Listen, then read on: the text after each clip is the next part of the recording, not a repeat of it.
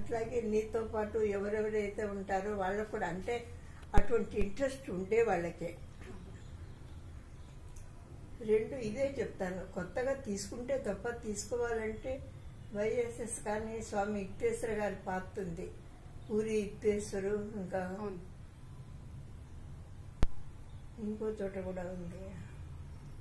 అట్లా మహాత్ముల దగ్గర తీసుకున్నప్పుడు వాళ్ళ శక్తి వల్ల మనం ముందుకెడతాం కదా. మామూలు వాళ్ళు అంటే ఎవరు మామూలు వాళ్ళో మనకి తెలియదు, కానీ వాళ్ళు ఉంటారు, చెప్తారు, వెళ్ళిపోతారు. అక్కడ లెసన్స్ పుస్తకాలు ఏముండవు కదా. ఇది ఒక బిగ్ సంస్థలు, మన లైఫ్ లాంగ్ టీచ్ చేయడానికి, ఉన్న డౌట్ ని క్లియర్ చేయడానికి మనుషులు ఎక్కర్లేదు. ఆ పుస్తకాలు చాలా, లెసన్సే చాలు. ఆయన లైఫ్ అంతా తపస్సు చేసి వ్రాసిన లెసన్స్ అవి ఫాలో అవుతుంటే ఎవరిని ఏది అడగక్కర్లేదు, అన్నీ మనమే తెలుస్తాయి. అట్లాగే మెటీరియలిస్టిక్ ఎన్ని ప్రాబ్లమ్స్ ఉంటే అన్నీ రాశారు. ఎవరు ఎట్లా సాల్వ్ చేసుకోవాలో, ఏ రోగాలు ఎట్లా చేసుకోవాలో అవి చేస్తుంటే మనము మన వెల్ విషర్స్ కూడా బాగుంటారు. ఎంతమంది మీకు పిల్లలు? ఒక బాబు, ఈ పాప.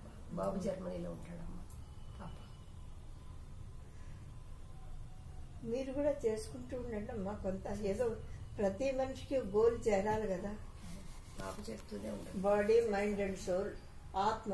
అదే సరే, ఇప్పుడు ఆత్మ గురించి నేను చెప్పేదానికంటే వీళ్ళు చదువుకున్న వాళ్ళు చెప్తుంటే ఇంట్లో అర్థమవుతాయి కదా రోజు కూడా.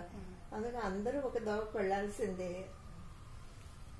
కుటుంబంలో ప్రతి ఒక్కరూ సెపరేటే, ఎవరి ఆత్మ దోవన వాళ్లే. అందుకే చూడు, మహాత్ములు ఎవరు ఒక చోటకు వెళ్ళరు. రాఘవేంద్ర స్వామి భార్యను విడిచిపెట్టి వెళ్ళిపోతారు. అప్పుడు ప్రాణం పోతుంది అనుకుంటా కదా ఆవిడికి. ఆయన విడిచిపెట్టేటప్పుడు ప్రాణం వెళ్ళిపోతుంది. అట్లాగే స్వామి శివానంద, ఆయనకి పెళ్లి అవుతుంది, విడిచిపెట్టేస్తారు, వెళ్ళిపోతారు ఆశ్రమం. అంటే భార్యాభర్తలు ఎవరు రారు, వాళ్ళు వాళ్ళ పని మీద.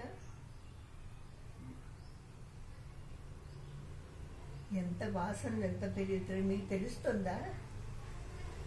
ఆ రూమ్ లో చాలా మధుర స్థితిలో వస్తుంది, అక్కడ చాలా ఆనంద స్థితిలో వస్తుందమ్మా స్మెల్. అదే అక్కడ ఇప్పుడు కాదు, ఎప్పుడో ప్రొద్దుట పెట్టుకుంటారు అవి. అసలు అంటే రాత్రి పగలు వస్తూనే ఉంటాయి, ఆ భూమిలోంచి వచ్చినట్లు అనమాట. మాడు అసలు వంటింట్లో స్టవ్ నుంచి, అంటే స్టవ్ లో ఏముండవు, ఊరికే అక్కడ అగ్ని ఉంటుంది కదా, మారుతుందనేదికి.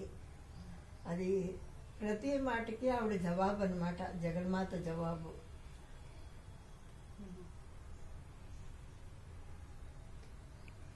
అందుకని ఎవరిదో వాళ్ళకి ఉంటుంది. ఆత్మ ఆత్మ, ఇద్దరు ఆత్మలు ఒకటే చోటికి వెళ్ళరు. అంటే గురు శిష్యులు ఉండొచ్చు, మిత్రులు ఉండొచ్చు, మళ్ళీ వాళ్ళ ఇదే.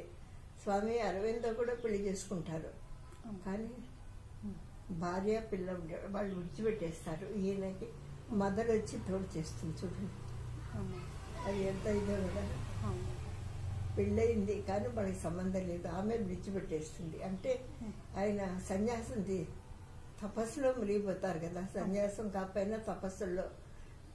కానీ అప్పుడు ఎప్పుడో ఒక టైంకి మదర్ అరవింద వస్తుంది, భార్యలు పిల్లలు ఎవరు ఉండరు. ఆవిడ ఎక్కడి నుంచి వచ్చిందో తెలియదు, కానీ లైఫ్ అంతా కూడా అరవిందో కంటే మదర్ పేరే అంత డెడికేట్ చేసుకుని ఆయన తరఫున అందరికీ సంస్థని, ఆయన పుస్తకాలని అంత తీసుకొచ్చిందట వెలుగులోకి. ఎంత గొప్ప వనితో. ప్రెంచామ్ అంటారు, ఆమె పేరు కూడా ఎవరికీ తెలీదు.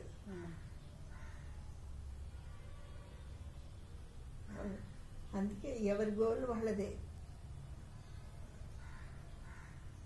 ఇందాక ఎవరో వచ్చిన వాళ్ళలో ఒక అమ్మాయి ఉంటుంది, మనం ఆత్మబంధువులు, అది కరెక్ట్. ఆత్మబంధుత్వం ఒకటే ట్రూత్.